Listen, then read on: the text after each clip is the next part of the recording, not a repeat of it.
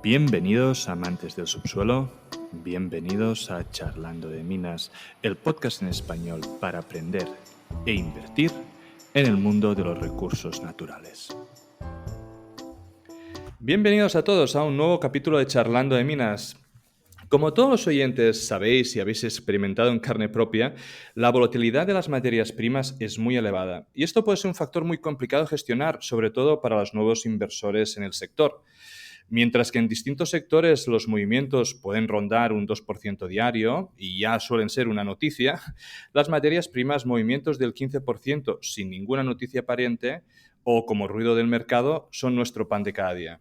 Por eso estuve trabajando en traer a nuestro invitado, donde hoy vamos a charlar sobre cómo gestionar la parte psicológica en la inversión de los activos volátiles. Con nosotros tenemos Víctor Urrutia, psicólogo de profesión, trader de pasión y conocido en la red como el psicólogo del trading, donde lo podéis seguir en Twitter o en su canal de YouTube, que dejaremos en la descripción del vídeo. Bienvenido, Víctor. Muchas gracias por estar aquí y por usar tu tiempo con nosotros. ¿Podrías, por favor, presentarte, explicarte un poco de tu formación y experiencia para presentarte a la audiencia? Sí, claro. Hola, Amadeo, gracias por la invitación, de verdad, a tu podcast. Es un placer. Ya te lo he dicho antes de grabar y lo digo ahora realmente porque es lo que pienso. Me parece súper interesante esta iniciativa, así que espero poder aportar algo.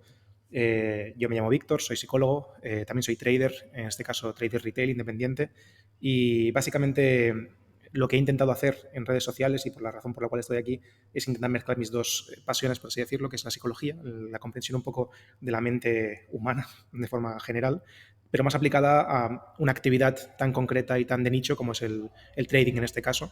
Y hice trading durante muchísimo tiempo de forma totalmente autodidacta.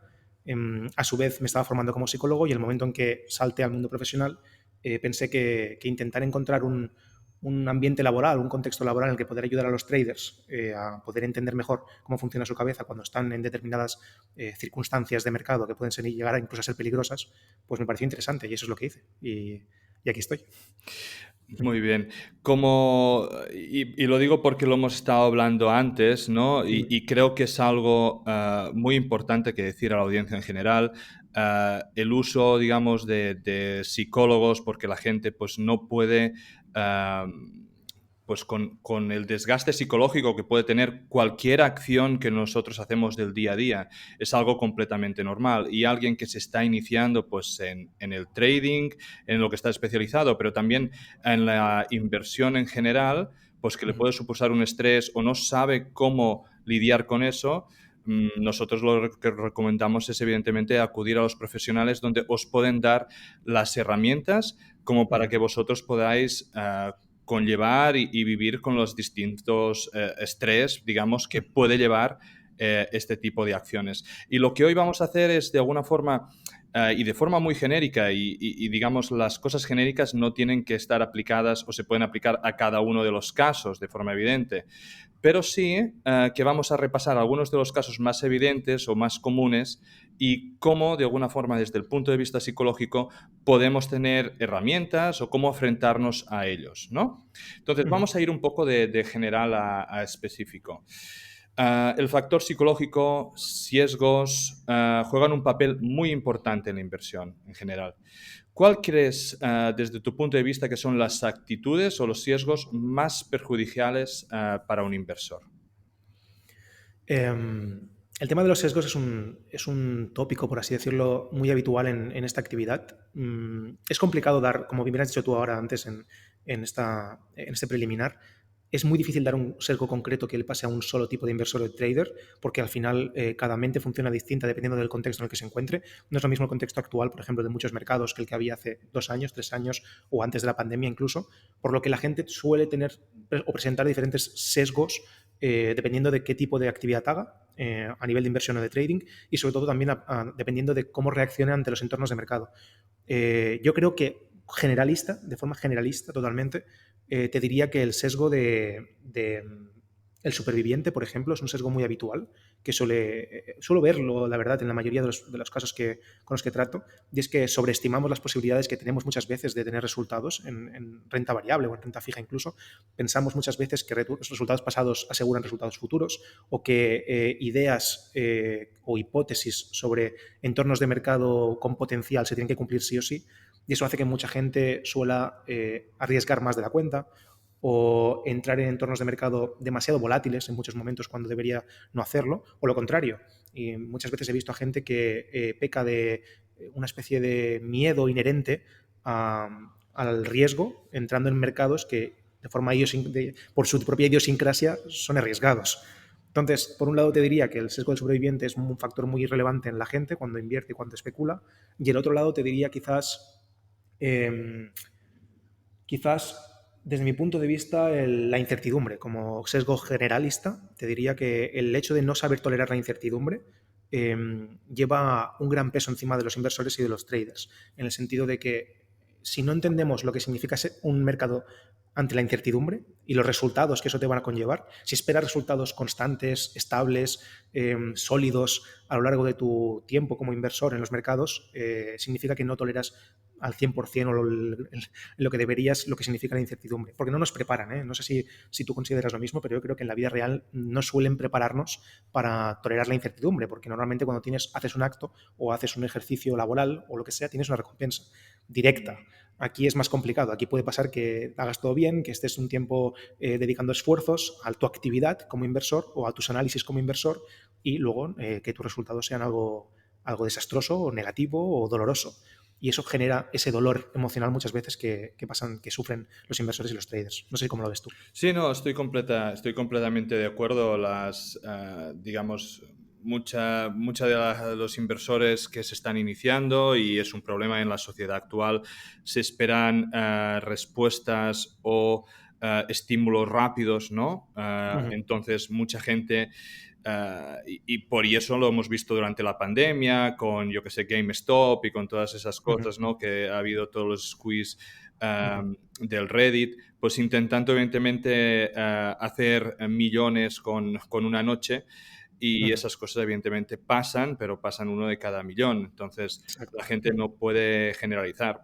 También tienes que todos los anuncios, por ejemplo, no voy a decir nombres, ¿no? Pero sí. distintos brokers dicen, si Ujú. hubieses invertido esto 50 Sí, euros ahora, claro. tendrías 1 millón. Sí, Pues claro, sí, sí, todas sí. esas cosas no Totalmente. ayudan, no Ujú. ayudan. Así Entonces, es.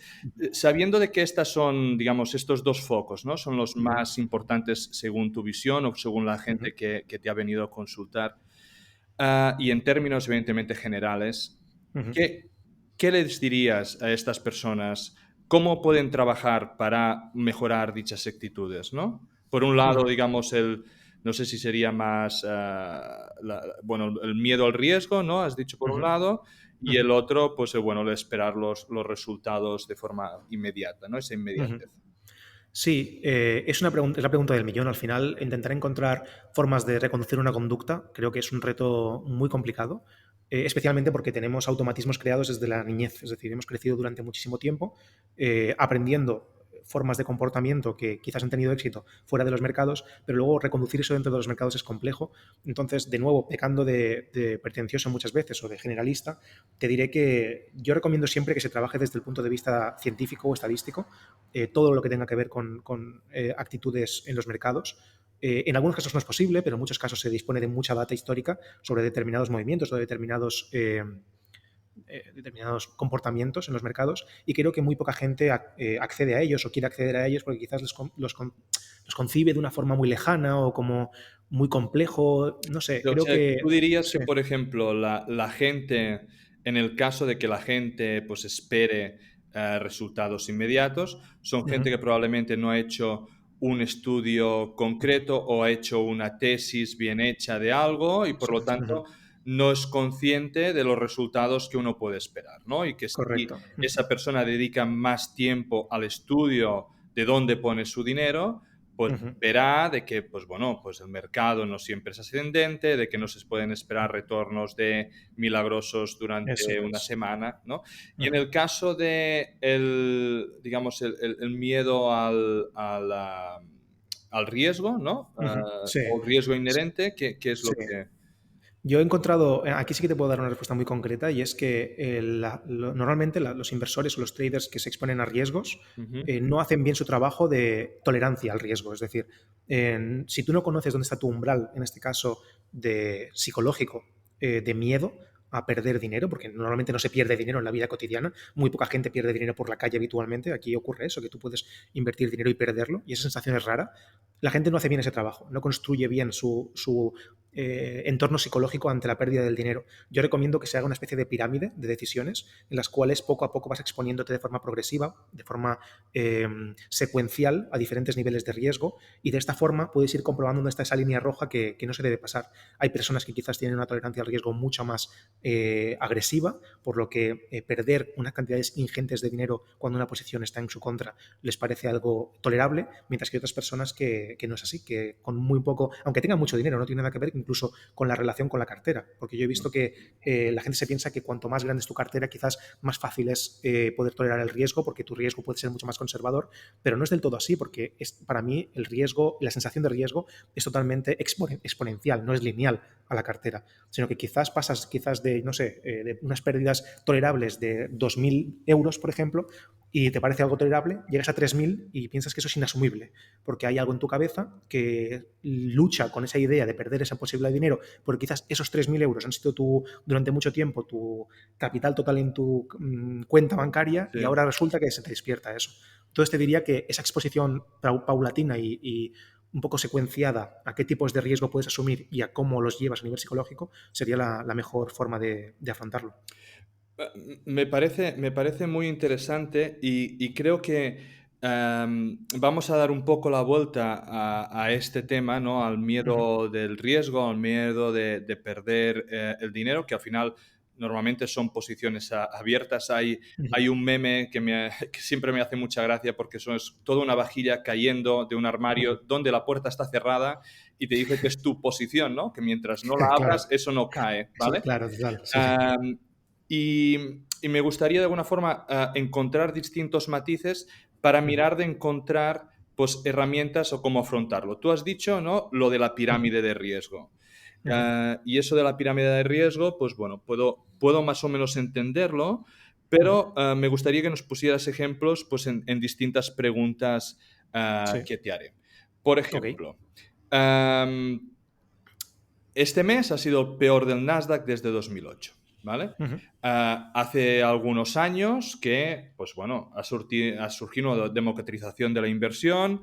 uh -huh, Tú tienes, no voy a poner nombres tampoco, pero tienes distintos brokers en el móvil, escuchas uh una -huh, noticia o miras algo o alguien te dice algo por Telegram o por lo que fuera y ya uh puedes ir -huh, a comprar la acción o el activo, ¿no? uh -huh. Entonces, evidentemente, esto antes no existía porque tú tenías que ir al banco, hacer unas gestiones hasta que Sí. se realizaba. Por lo tanto, Uh -huh, todo es mucho más inmediato, que es un poco uh -huh, lo que habíamos dicho antes. Pero claro, llevamos, exceptuando el COVID, ¿vale? uh -huh, Muchos años de mercado alcista y por lo tanto toda esta generación que opera de forma inmediata y de forma telemática a través del teléfono no han vivido ninguna crisis ni ningún mercado bajista. Todos podemos pensar, y si miramos las distintas crisis que han hecho, que de forma racional, por mucho que tú mantuvieras el dinero y no lo tocaras ni vendieras nada, si la empresa no se hunde en la miseria y quiebra, pues deberá valer más esas acciones cuando se recupere el mercado y teóricamente pues se tiene que recuperar, pueden ser 3, 5, 10 años, lo que fuera, ¿no? uh -huh, Pero eso, psicológicamente, para mucha gente que va a entrar, pues le puede ser muy, muy complicado, ¿no? En uh -huh.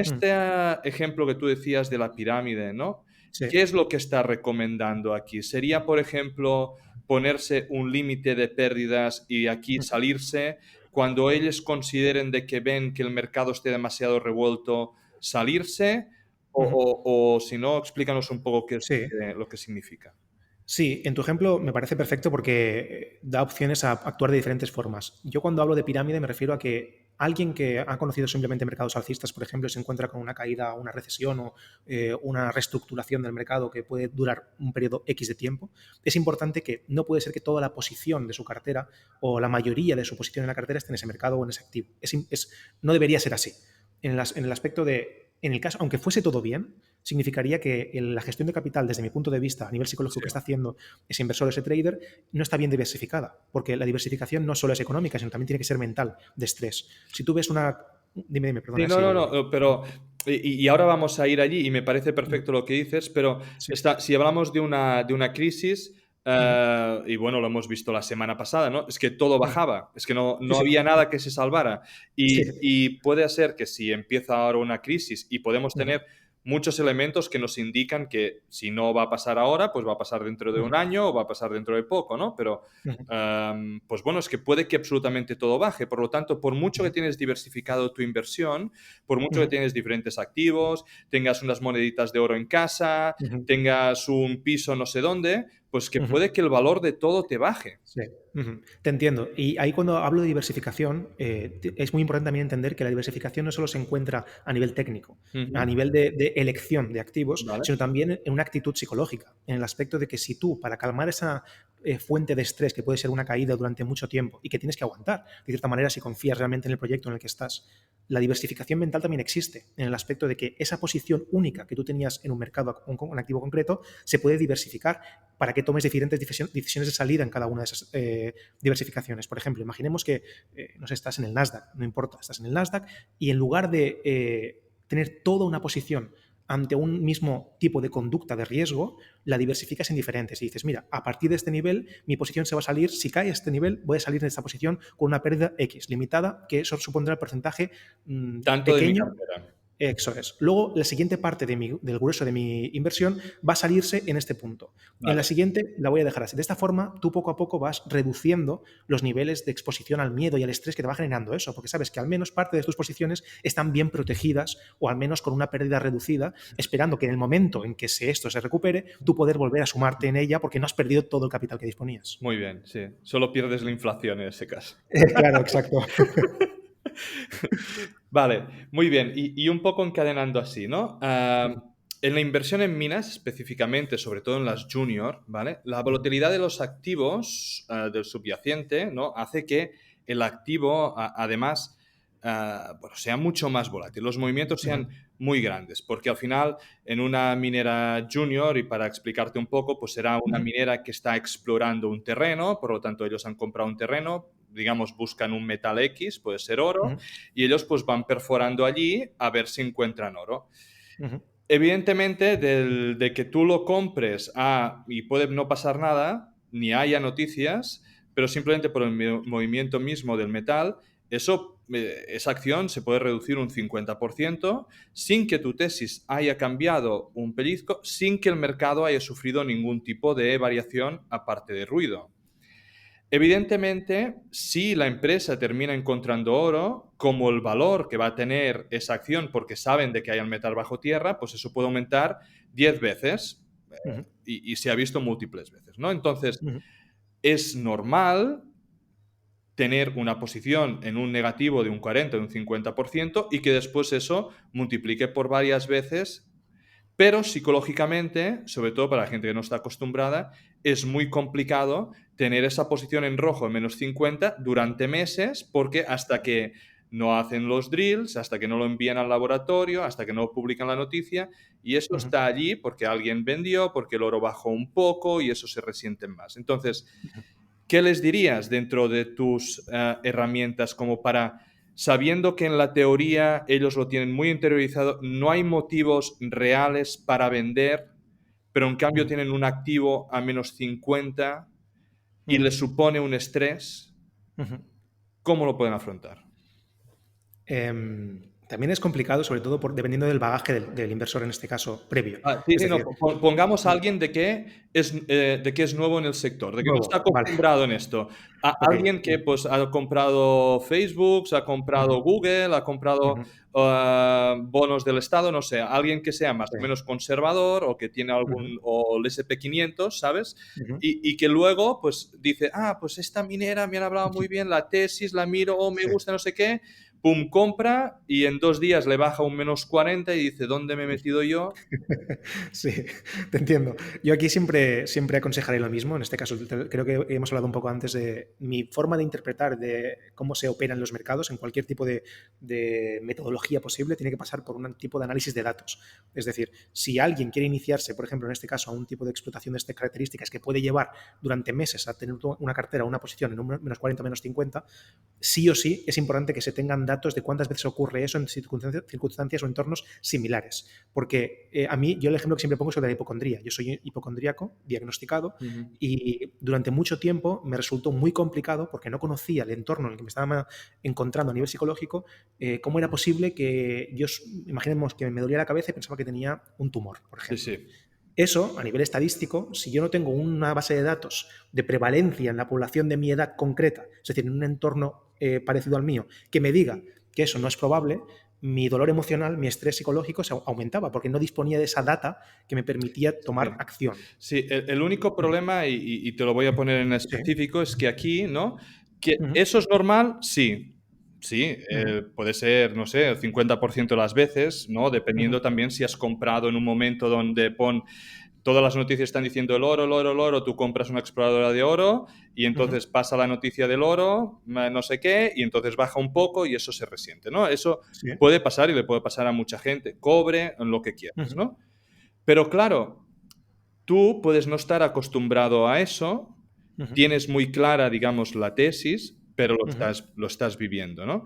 Y ujú, luego tienes, evidentemente, aquí se suma la incertidumbre de ujú, que están explorando algo bajo tierra y sí, ellos te lo justifican con diferentes análisis por encima de la tierra, por algunas piedras que han cogido, ujú. pero es que, bueno, puede que perforen y no haya nada, ¿me entiendes? Totalmente. Ujú. Sí, Entonces, sí. aquí tienes tanto, pues, el hecho de tener que aguantar porque tú la tesis la tienes muy clara, pero no estás Ujú, acostumbrado, entonces, ¿qué herramientas le damos a eso? Y luego ujú. las herramientas como para la incertidumbre de no tener una seguridad, que a ver, seguridad no la tiene Claro. nadie, pero hay activos que Ujú, uno siente que es más seguro que el otro, ¿no? ujú. Herramientas como para poder sobrellevar eso. Yo aquí, pecando un poco también de redundante, diría, imaginemos, como el caso que tú dices, que si tú hay un momento en que estás en un entorno nuevo para ti, con ese tipo de alto riesgo y de volatilidad, si tú estás dedicando a nivel, hay tres, digamos, tres palos, gestión de capital, psicología y en este caso tu análisis. Si dices que tu análisis está bien hecho, tienes confianza, has hecho tu estudio, perfecto, tienes una de esas partes, una de esas bases están cubiertas. Pero si las otras dos, es decir, a nivel de gestión de capital, no eres capaz de tolerar esa caída, significa que la gestión que estás utilizando es arriesgada, es demasiado agresiva para tu perfil. No puede ser que estés en un momento, en un entorno en el que sabes que eso es habitual, como tú dices, siempre bajo la premisa de que se supone que esos movimientos son Sí, habituales. sí, pueden Si serlo, sí. tú, claro, si tú haces un análisis exhaustivo previo de la data histórica de que eso es habitual en esos movimientos y tú entras con una gestión que no eres capaz de tolerar, hay un gap ahí entre la expectativa que tú puedes tener sobre en qué entorno te estás moviendo y la realidad del entorno en el que te estás moviendo. Así que hay que hacer una buena gestión de capital para que sea mucho más conservadora. No digo que no hagas ese tipo de operativa o de Vale, inversión, sino que simplemente una tienes que... posición pequeña para que a ti Eso es. psicológicamente no te afecte tanto. Esto por un lado, que eso es lo más habitual del mundo, y por el otro, en el caso hipotético de que ya estés dentro de esa situación, que digas, mira, me encuentro en esa tesitura y ya no puedo tirar atrás, simplemente con cerrar la posición en un -50, cosa que la gente no quiere habitualmente, en ese momento yo solo tiraría como te he dicho, de prevalencia, decir, vale, estoy en una situación incómoda para mí. Estoy en una situación en la que el dolor que estoy sintiendo es grande, porque he Sí, sí. utilizado más posición de la que debería en una actividad que es de muy alto riesgo. Y no me lo esperaba. Perfecto. ¿Cuántas veces ocurre que en esta tesitura en concreto ¿qué probabilidades hay de que esto se me vaya a hacer? ¿Qué probabilidades hay de que esto se quede así mantenido? ¿Qué probabilidades hay que esto se vaya para arriba? ¿Y cuánto tiempo, qué espacio de tiempo me quiero permitir para que eso se desarrolle? Si tú analizas eso, a nivel psicológico siempre tienes herramientas, tienes más formas de interpretar la realidad en la que estás viviendo. A partir de ahí, encontrar fórmulas alternativas para decir, bueno, vale, sé que esta posición la tengo abierta, voy a intentar abrir otras que me generen de una cierta manera subjetiva sensación de bienestar, de recompensa, Vale. porque sé que durante un tiempo prolongado eso, según la estadística, si es lo que te dice, va a estar así. Así que hay que buscar alternativas fuera de esa posición que ya no tiene solución a no ser que la cierres, que repito, es muy complicado, entiendo, para mucha gente que se inicia a cerrar posiciones perdedoras de estas características. Sí. Hay que encontrar alternativas que te den esa recompensa que te permita sobrevivir a lo otro. ¿Por qué la gente le cuesta tanto? Y es algo muy común, ¿eh? Y todos nos ha Ujú, pasado, pero ¿por qué cuesta tanto cerrar una posición ujú. perdedora? Por tener la razón. Amadeu, es que es tener la Ego. razón. Es ego totalmente. Es ego totalmente. Es decir, cuando tú te inicias en cualquier tipo de actividad, a menos la mayoría de personas que me han ¿Mm? encontrado, que siempre hay genios Sí, sí, budistas sí. que tienen un control absoluto sobre su mente. Pero la mayoría de personas encuentro que tenemos la tendencia a pensar que somos buenos en todo. En todo. Somos buenos en un ambiente, en un contexto, por lo tanto, es seguramente correlacional que seremos buenos en otros. Y te encuentras en que la incertidumbre te come. Escuché o leí en un libro que decían que si tú le preguntabas a la gente si conducía mejor, igual o peor que la media, el 87% más o menos te decía que conducía mejor que la media, cosa que evidentemente no Imagínate, puede ser. imagínate. Sí, sí. Vivimos en una sociedad totalmente de conductores perfectos, Sí, totalmente. Por eso sí. nunca hay pitidos, nunca hay pitos, ¿no? Por la calle ni salto de semáforo. Es brutal, es brutal. Y entonces, vale, tenemos ahora, ¿no? El problema bueno, de ego, de admitir, ¿no? Poder cerrar una posición Ujú, con pérdidas. ¿Qué le dirías? O sea, tú has dicho que si eso es demasiado para ellos, ¿no? Mejor ujú, ir abriendo otras posiciones en las cuales se ujú, sientan más cómodos, supongo, ujú, e ir desplazando esa hasta que se vuelve mucho más pequeña. Pero si tú eso es. quieres hacer el trabajo, ¿no? Ujú, De intentar cerrar esas posiciones de pérdidas, porque al final no deja de ser un capital que tienes allí perdido y es un coste de ujú, oportunidad. ¿Cómo se puede correcto. trabajar para, digamos, superar esa fobia, Ujú, digamos, ujú, o tener la humildad de cerrarlas? ujú. Hay dos caminos posibles, uno previo y uno post. En el previo, o que incluso no solo previo, sino también en medio de esa transacción, es que mi consejo es que siempre se cree una especie de entorno social o familiar que te comprenda en el aspecto siguiente.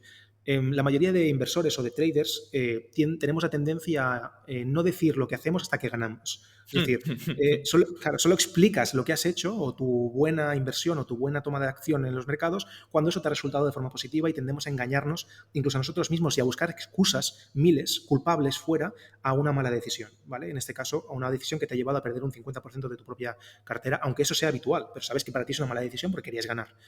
Yo lo que aconsejo es que se limite, se delegue de cierta manera esa responsabilidad sobre los propios hombros, hablando de ello de forma cotidiana con la gente que tienes a tu alrededor. Decir, mira, pues he tomado una mala decisión para que entiendan que forma parte de un proceso más largo, que no se trata de que si has perdido el 50% de una posición no implica una catástrofe monumental ni psicológica ni económica para ti, a no ser que lo hayas hecho. Si lo haces de forma económica es un error que evidentemente va a costarte mucho, pero espero que la gente que se mete en este tipo de negocios entienda que no puede hacer grandes inversiones con todo el capital que es disponible, sino que hay que No, hacerlo de una forma un poco más. siempre se tiene que Sí, recomendar invertir eso que puedas eso llegar a es. perder sin que te Eso afecte en tu es. día a día. Correcto. Así que delegar esa parte de responsabilidad en tu entorno para que entiendas que no pasa nada en el caso de que cierres esa posición, ya te quita un peso de encima a nivel psicológico porque sabes que aunque cierres, no hay culpables, no hay que dar explicaciones, simplemente hay que cerrar y buscar una nueva oportunidad. Por el otro lado, eso es a nivel previo o mientras. A Sí, nivel post, desde mi punto de vista, es importante que se reflexione especialmente en lo que he dicho antes en cuanto a de lo que he hecho actualmente que me ha llevado a perder ese 50%, ese 40% o esa gran pérdida,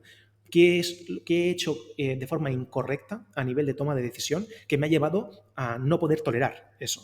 Pero esto no solo tiene que significar ni gestión de capital, ni a nivel sistémico, pueden significar muchas otras cosas de tu vida. Es decir, realmente lo que estás haciendo a nivel de inversión es lo que quieres hacer según tu perfil de vida.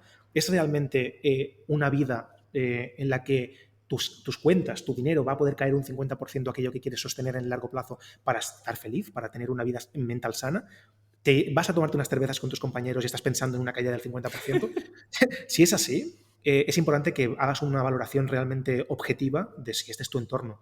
Si no es tu entorno y lo determinas de forma objetiva, decir, no, no, es que esto me da más contras que pros, no tiene ningún sentido que se siga haciendo este tipo de actividad a este nivel. vale. Hay muchas otras y hay que encontrar qué perfil es el correcto.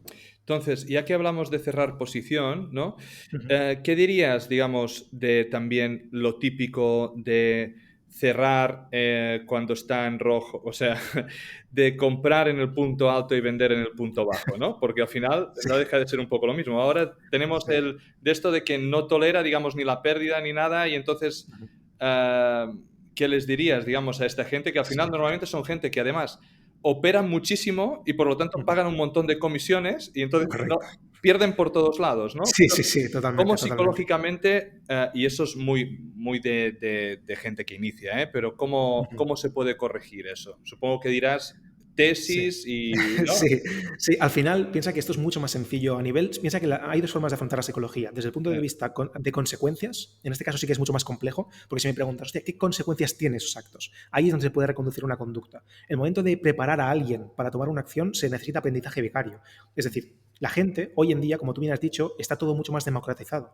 Las toma de decisiones, la toma de inversiones, hay que aprender de los errores que hacen los demás y de las actitudes que tienen los demás. Si personas como tú, por ejemplo, que dais consejos útiles, oportunos, sobre ciertos tipos de actitudes ante los mercados, en este caso de minería, por ejemplo, te escuchan y aún así, escuchando esta conversación, van a tomar esa misma acción de comprar alto, por ejemplo, comprar arriba, vender abajo y no tolerar la incertidumbre ni los movimientos agresivos que incluso tú estás diciendo que es habitual que ocurran, significa que ese aprendizaje vicario no lo están dejando tener efecto. Están eliminando por completo la posibilidad de aprender de los demás. Solo se van a basar en un aprendizaje por experiencia. Y el aprendizaje por experiencia es un aprendizaje muy duro, muy doloroso. peligroso, sí, muy doloroso, y que no recomiendo a nadie, que evidentemente tiene que ocurrir, pero Sí. hay que aprovechar un poco el conocimiento colectivo para intentar evitar ese tipo de cosas. Eso les diría eso. No hay otra forma de hacerlo. Vale, pues entonces vamos ahora a un par de cositas más que también me interesan. Y esto puede que, bueno, no es específico simplemente de la minería, pero sí que es Uh -huh. bastante común. Normalmente hay gente que tampoco sabe mantener ganancias, ¿no? Uh Y, -huh. y que de alguna forma a veces esto también pasa, ¿no? Que vendes la posición y entonces Uh -huh. cuando esa empieza a subir, ¿no? Pero bueno, Sí. Uh -huh. pongamos, en las materias primas, siempre lo que termina pasando es por problemas de oferta y demanda, pues termina Uh -huh. habiendo un momento que se está burbujeando, ¿no?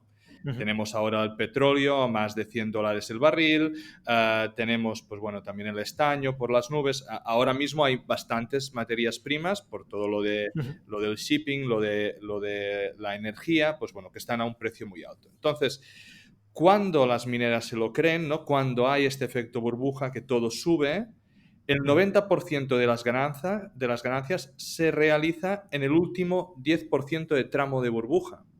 Uh Evidentemente -huh. es un tramo complicado porque las Uh burbujas estallan, ¿no? -huh. Pero cuando tú vendes, si vendes demasiado pronto y ves que eso te multiplica por 2, 3, 4 veces, Uh -huh. evidentemente es difícil de afrontar, ¿no? Entonces, Uh -huh. ¿cómo psicológicamente podemos a la gente, o sea, la recomendación nosotros es ir vendiendo Uh -huh. poco a poco por tramos, ¿no? Que Uh supongo -huh. que será un poco también lo que dirás. Pero Correcto. Uh -huh. psicológicamente, tener algo que ves que tira para arriba, tienes allí unas ganancias que no, que sabes que pueden seguir subiendo. ¿Cómo Uh -huh. afrontas psicológicamente esto de no recogerlo? Uh Y -huh. también, si recoges y eso sigue subiendo, ¿cómo no te Uh -huh. tiras de los pelos? Sí. Es que también es muy, muy habitual en este tipo de ejercicios que a la gente haga eso, ¿no? Que salga antes de tiempo y que luego se arrepienta. Has dado con la clave desde mi punto de vista y es lo que nosotros llamamos una estructura de recompensas. Es decir, no puede ser que tú durante un cierto periodo de tiempo estés sufriendo castigos constantes a través de movimientos muy abruptos, de ver tu capital perdido. Esos son, digamos, estímulos muy agresivos para tu salud mental. Si después no estableces una especie de estructura de recompensas positiva que te va permitiendo ver, tocar, es que ese ejercicio de inversión ha tenido frutos y aguantas y aguantas y aguantas, estás aumentando por 10, por 20, por 100, las veces que eso suba, también tu riesgo a tener más dolor emocional. Mm. Así que mi consejo es, si quieres disfrutar de cierta manera de una estabilidad mental cuando hagas este tipo de operaciones, ves recogiendo beneficios, sí o sí, porque de esta forma, aunque al final dejes correr una gran parte del beneficio al final, como no sabes que cuándo eso va a ocurrir, porque si no serías millonario, como tú no sabes cuándo eso va a ocurrir y sabes que esto es incertidumbre, ir cogiendo pequeños premios que no solo económicas, sino psicológicamente te van a permitir estar más estable, tus decisiones después también van a ser más razonables, porque ya tienes siempre algo acumulado. Y vas diciendo, hostia, mira, mi movimiento, esta vez en concreto, me ha salido ciertamente bien, podría haber salido mejor, pero ya tienes una especie de aprendizaje acumulado para que la siguiente vez, no solo aprendizaje técnico, sino también emocional, para saber que la siguiente vez, si vuelves a hacer lo mismo, quizás puedes tener un perfil un poco más arriesgado, a ver qué ocurre, sabiendo que la anterior vez, siendo un poco más conservador, te ha salido bien.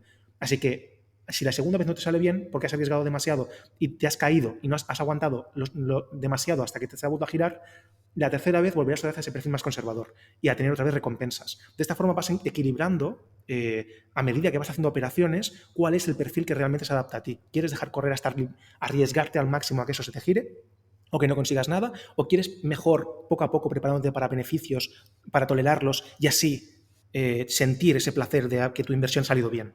Esa respuesta es difícil de concretar si no lo haces con Claro, experiencia, claro, como un automatismo, ¿sabes? claro. Entonces, antes de las preguntas finales, ¿qué hacemos con el FOMO?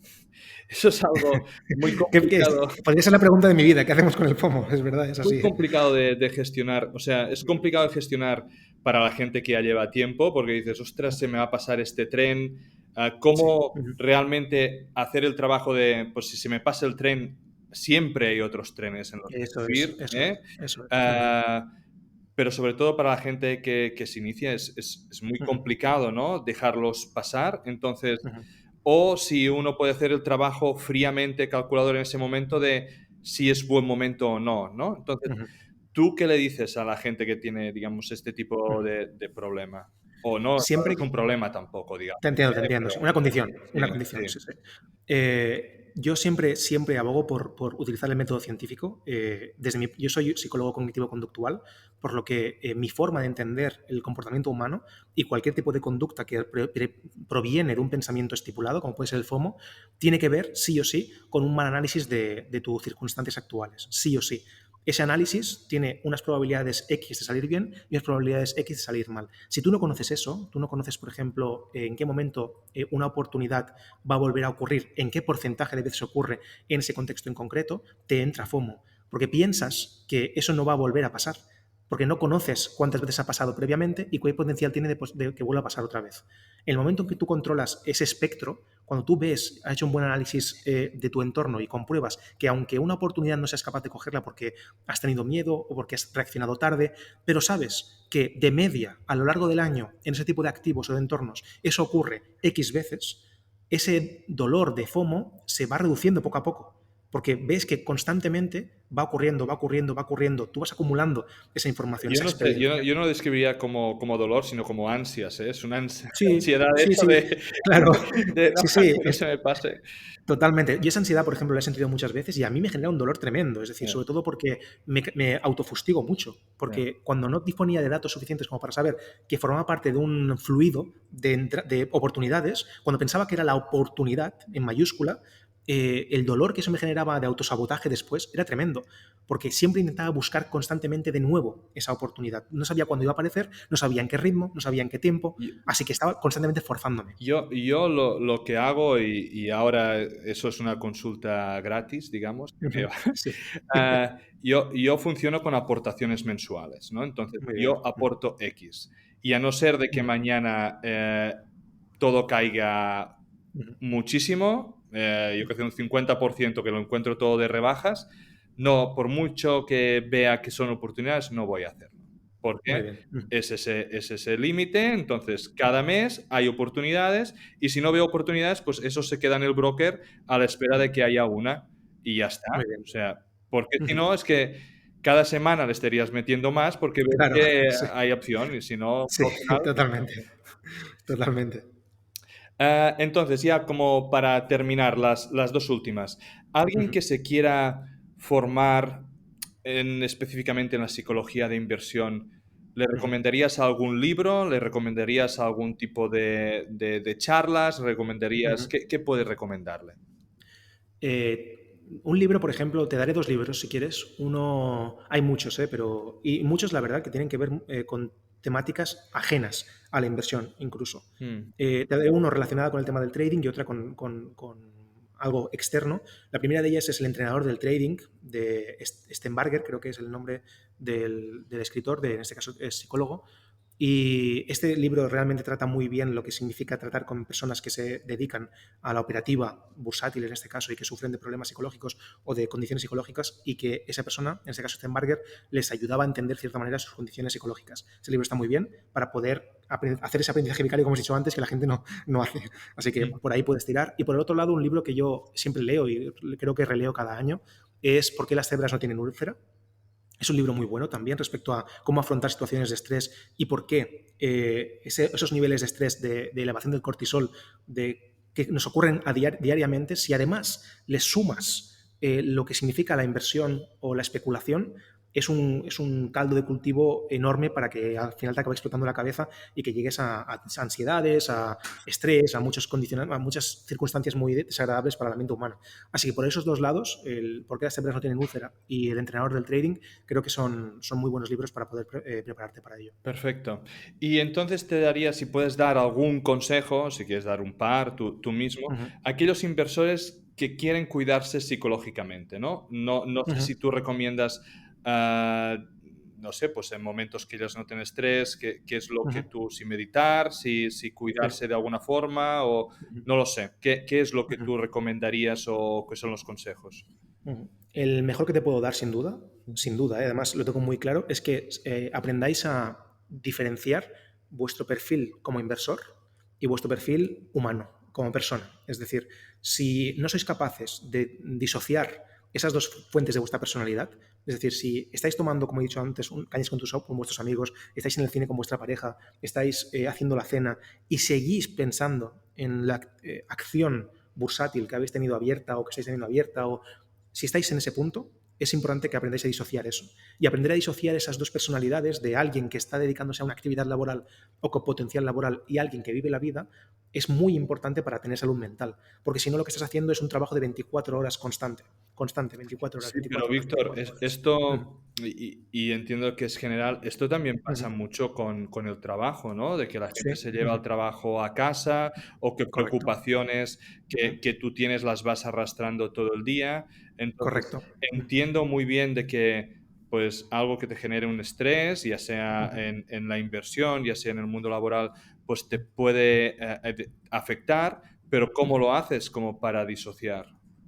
Es la única forma de disociar un tipo de perfil de personalidad de otro es cerrar de una forma reglada tu actividad. Es decir, igual que en el trabajo, la forma de no llevarte trabajo a casa es saber cuándo suena la campana, por así decirlo, fichar. De Ujú. alguna forma, el acto de fichar es un acto simbólico para decir, a partir de aquí, mi personaje, mi persona como trabajador se queda aquí y empieza mi persona humana. En la inversión y en el trading, en cualquier tipo de actividad especulativa, tienes que hacer lo mismo, buscar de forma simbólica un acto, un momento, algo que te permita decir, a partir de aquí ficho y se acaba mi tiempo como especulador. Para que entendáis de forma totalmente, ¿cómo decirlo?, trasladable, yo lo que hice fue usar una oficina. Yo antes operaba en casa, operar en casa me llevaba a no saber disociar mi parte de ocio, por así Claro. decirlo, de mi parte laboral. Así que el momento en que yo me creo un espacio reducido y aparto todas mis pertenencias relacionadas con el mundo de la inversión a ese lugar, cuando abro y cierro la puerta y se acaba mi jornada de ese día, yo hasta el día siguiente no hago nada relacionado con eso porque lo tengo todo ahí metido. Sí, pero pensar debes pensar de vez en cuando.